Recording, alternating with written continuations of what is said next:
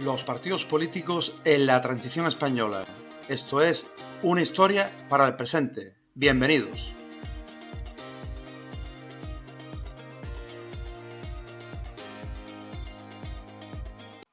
Hoy vamos a analizar los partidos políticos que se presentaron a las elecciones en los primeros compases de la democracia. En este caso, será un compendio de partidos que estarán situados según el espectro político que ocupase a la izquierda de la pantalla o a la derecha. Un partido de izquierda estará a la izquierda y un partido de derecha a la derecha.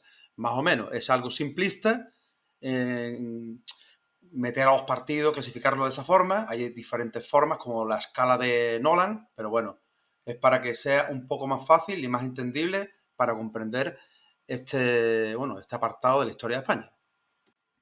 Y para tener una referencia más aproximada, aquí os dejo este listado de partidos, los resultados electorales en las elecciones de 1979, en las cuales la ganó la Unión de Centro Democrático de Suárez.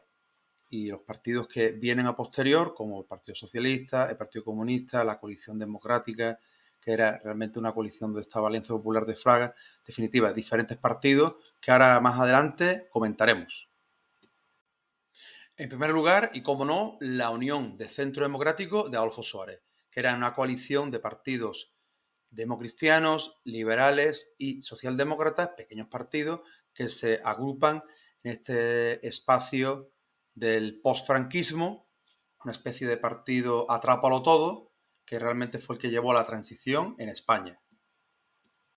El principal partido de la oposición será el PSOE, el Partido Socialista Obrero Español, que en su 12º Congreso, en el 1972, tanto Alfonso Guerra como Felipe González serán los que tomen la rienda del partido, desplazando al histórico líder Rodolfo Llopis. Por tanto, tendríamos el Partido Socialista renovado o oficialista y el Partido Socialista histórico de Llopis.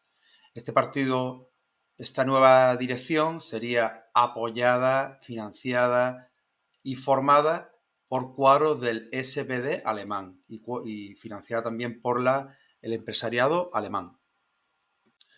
En tercer lugar, tenemos el Partido Comunista de España, un partido histórico fundado en el 1920, en el cual predomina el sector marxista, aunque de la revisión que tienen los partidos comunistas europeos que ya admiten la democracia y rehuyen del estalinismo. En este caso, fue un partido que hizo una importante oposición durante el franquismo, haciendo entrada de sus dirigentes en los sindicatos franquistas, por tanto, será un partido bastante importante en esta época.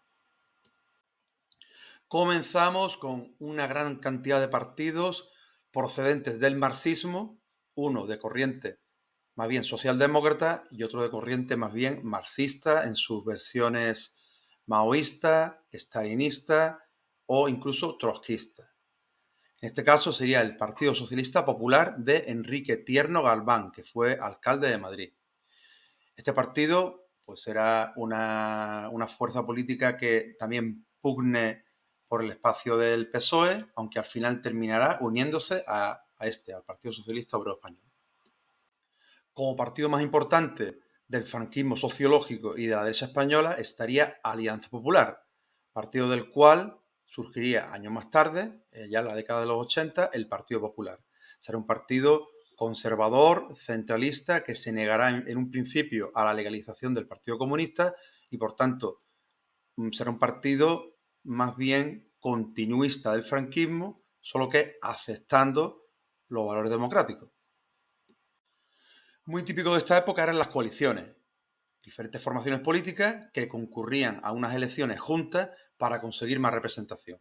En este caso, en Cataluña tendremos a diferentes fuerzas políticas, como lo que hoy es el partido de Puigdemont, lo que sería el partido de Pujol, Convergencia Democrática de Cataluña, que fue en coalición con una escisión del Partido Socialista de Cataluña y otras fuerzas nacionalistas de la época. En este caso sería más bien un nacionalismo de centro-derecha. Vámonos al País Vasco y tenemos el PNV, el Partido Nacionalista Vasco, un partido en lo social conservador, en lo económico mezcla una especie de liberalismo y también conservadurismo, pero en definitiva sería el partido que conserva los valores cristianos y también defiende los intereses del empresariado vasco. A su vez, será, en primer lugar, partícipe y bueno, pretenderá una gran autonomía para el País Vasco, aunque nunca renunciando a una posibilidad de independencia, pero se puede decir que es un partido posibilista, que admite, en cierto modo, el marco legal. Políticamente, en esta época, el término sopa de letras era muy famoso. ¿Por qué? Porque había tanta efervescencia política, tanta gente, tantas figuras destacadas de la política, de la cultura, que querían participar en política, que fundaban su partido político, aunque después no le quedaba otra que coaligarse con otras fuerzas para intentar conseguir algún escaño, conseguir representación en las elecciones. Así que el ejemplo sería el de Equipo Democracia Cristiana, un partido centrista, conservador, vinculado a los valores de la Iglesia, que seguirá el modelo de Italia, donde la democracia cristiana siempre ha tenido mucha fuerza. Y el espejo de este partido en Cataluña sería la Unión de Centro y de la Democracia Cristiana de Cataluña. Un partido con unos principios también de valores de la Iglesia, se puede decir que un partido más bien conservador, una especie de centro-derecha. Dentro del independentismo catalán estaría Esquerra, Esquerra Republicana de Cataluña, que concurrió a las elecciones en una coalición también con el Frente Nacional de Cataluña y otras fuerzas menores. De aquí saldrán esos principios de separación de Cataluña del Estado español y otras ideas como las del predominio de la lengua catalana sobre la española. Aquí tenemos otra coalición de izquierda, en este caso el Frente Democrático de Izquierda, formado por el Partido del Trabajo de España y la Unificación Comunista de España, además de otras fuerzas políticas menores. Serán grupos marxistas, federalistas, que se unen para tener más fuerza de cara a las elecciones. El dicho de que en una habitación hay 10 comunistas y forman 4 partidos se podía ver en esta época, donde todas estas fuerzas obtenían entre unos 80.000, 120.000 votos y representaban diferentes facciones del marxismo bastante cercanas, aunque con disensiones internas, sobre todo personales. Otra coalición será la Alianza Socialista Democrática, formada por diferentes fuerzas socialdemócratas y encabezada por el sector histórico del PSOE, ese sector que fue desplazado de la dirección del partido en el Congreso en el 1982, el Congreso número 12. De aquí saldrá, años más tarde, el PASOK, el Partido de Acción Socialista, que finalmente se integró en Izquierda Unida, para separarse de esa coalición en el año 2001 y terminar prácticamente desapareciendo del panorama político español. Llegamos a la enésima versión del comunismo en España, en este caso con la ORT, la Organización Revolucionaria de Trabajadores, que será un partido comunista, partido marxista, pero de visión maoísta, como del comunismo chino. Reforma Social Española será otra de las fuerzas políticas herederas del franquismo. En este caso, en su versión más josé-antoniana, de rescatar los valores de José Antonio Primo de Rivera, por tanto, sería un partido neofalangista. Este grupo político terminará escindiéndose, separándose, unos se integrarán en lo que sería Alianza Popular, otros irían al Partido Socialista. Habrá como una especie de división entre ellos mismos, la visión un poco más izquierdista y la visión más conservadora. Ahí vemos como es un partido que no tenía una definición bastante clara, ¿no? Algo muy típico de esta época. Aquí tenemos otro partido, herencia del franquismo. En este caso sería la versión más bien del búnker. La Alianza Nacional 18 de julio, como su nombre indica, cuando inicia la Guerra Civil Española. En este grupo político cobrará fuerza Blas Piñar, que fundará Fuerza Nueva, años más tarde. Hace unos minutos vimos el Partido Nacionalista Vasco, un partido de la derecha vasca. En este caso tendremos Euskadiko Esquerra, que será el partido hegemónico en aquellos años de transición de la izquierda vasca.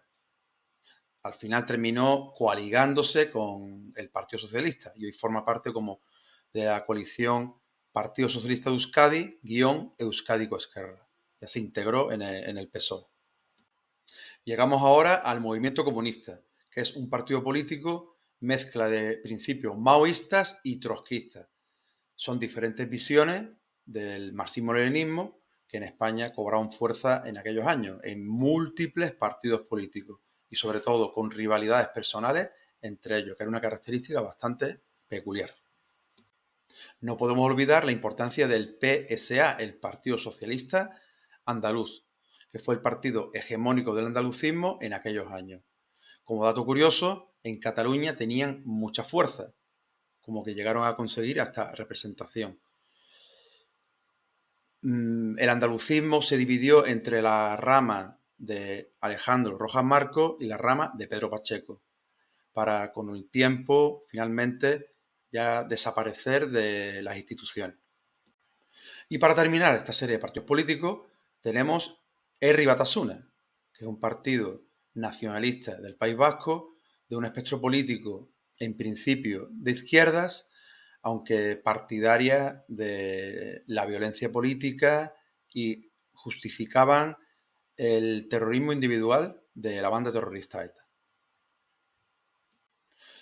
Pues bueno, amigos del canal, espero que este vídeo os haya gustado, hayáis aprendido algo y sobre todo os incite a seguir leyendo, a seguir viendo vídeos, a seguir investigando sobre nuestra historia. Así que nada, un saludo y hasta otra.